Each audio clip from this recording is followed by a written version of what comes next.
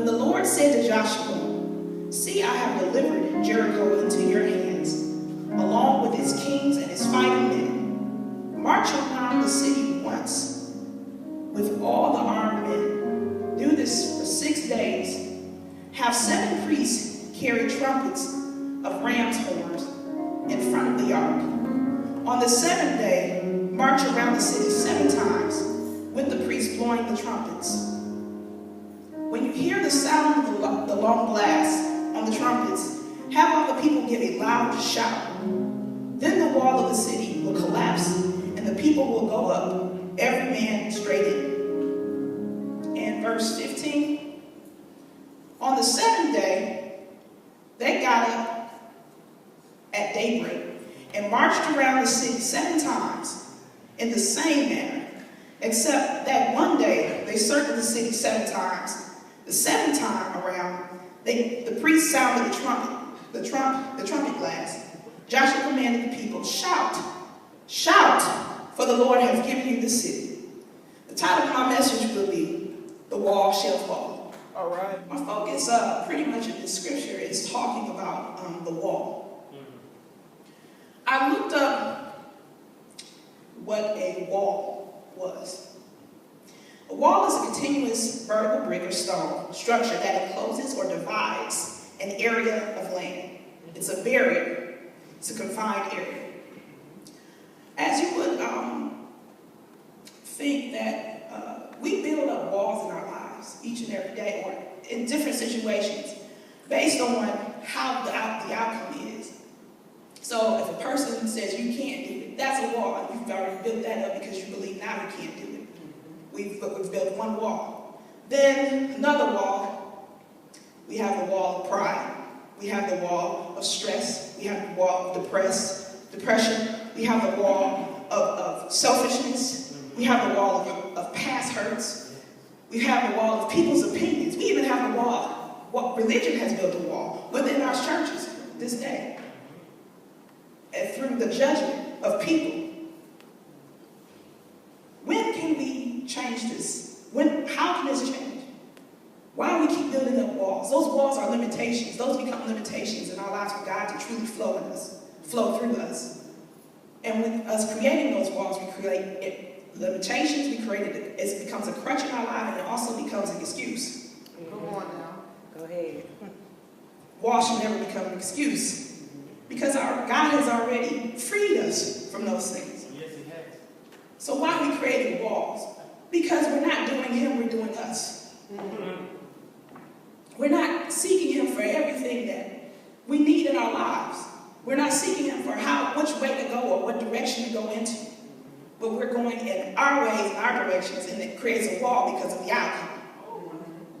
Because we didn't expect it to happen that way, so now we're basing our opinions and we're building our walls up on outcomes of how it should have been, but it wasn't, and how it should have been, but it can't be. And we have all these I can'ts, I won't, but He said I can do all things through Christ who strengthens me. We can do all things through Him.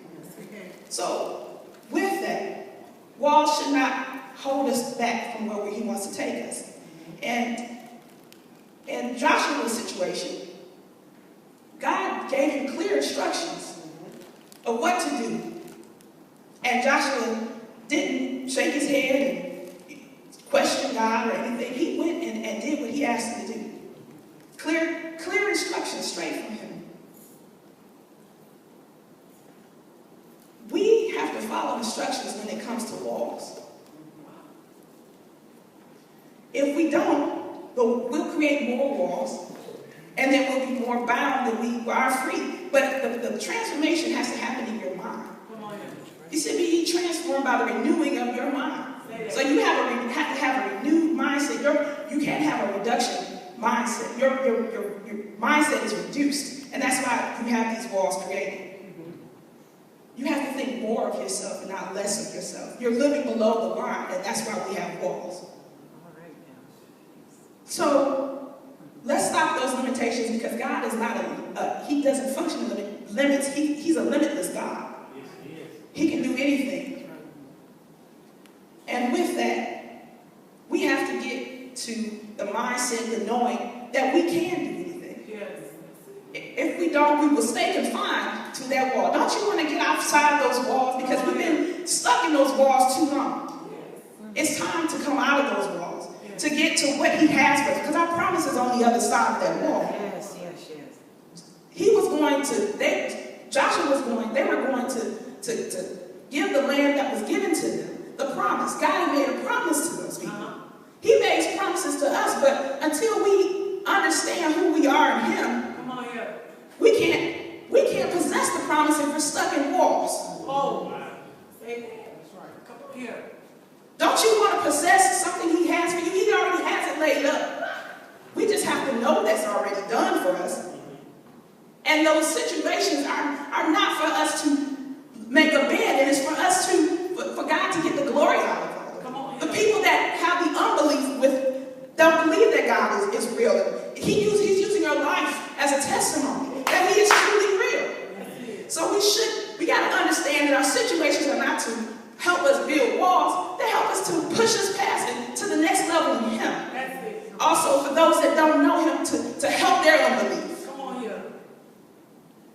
So with that, we can't be comfortable. We can't be comfortable anymore behind those walls. Because they hinder us. They hinder us in our growth. They hinder us where he wants to take us. And our promise and our purpose is much too big to be hindered. We can't obtain the promise and purpose behind a wall. Because once again, it's a limitation. Our promise and our purpose is much bigger than a limitation. We thank God for that. So in that, when Joshua was told to march, especially in in verse 15, he said on the seventh day, 7 is the number of completion and perfection. On the 7th day, they got up at the daybreak and marched around the city 7 times in the same manner, except that on the day they circled 7 times. The 7th time around, the priest sounded the trumpet blast. Joshua commanded the people to shout, for the Lord has given you the city. You have it. He already gave you the land. We already have the land. So why are we building walls?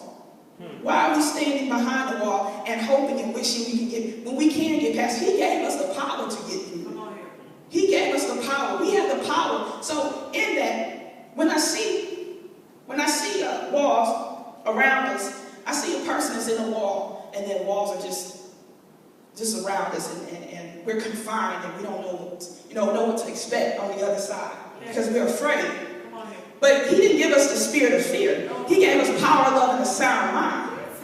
So in that, you know that you have the power to knock these walls down. It starts with you, your mindset. You got to stop living below the line and stop living in just enough and go into more than enough, because he has more than enough for you. He wants you to be prosperous. He said, I came that you may have life and life more abundantly. Don't you want to live abundantly? Yes, God. So, in this wall, you have you. What they did was march around 7 times. So in my marching, I'm marching. Now I'm believing. I'll activate my faith. So when my faith is activated, my praise is activated. So I'm marching. Go ahead. I believe. Go ahead. I truly believe